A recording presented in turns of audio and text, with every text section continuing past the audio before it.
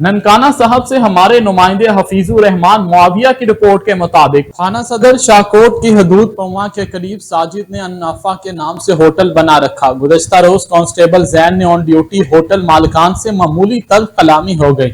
वहां मौजूद लोगों ने बच बचा करवा दिया। कांस्टेबल जैन ने ड्यूटी से फारिग होकर होटल पर आकर होटल मालिकान पर सीधी फायरिंग कर दी।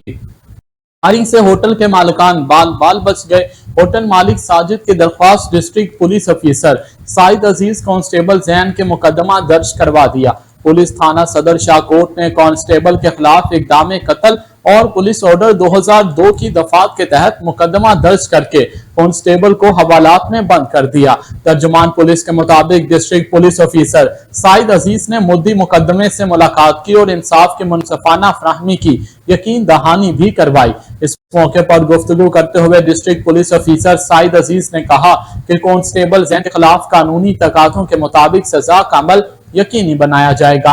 एख्तियारात का नाजायज इस्तेमाल करने वालों की महकमे में कोई जगह नहीं है। उन्होंने कहा कि महकमे का वकार मजरू करने वालों को किसी सूरत माफ नहीं किया जाएगा।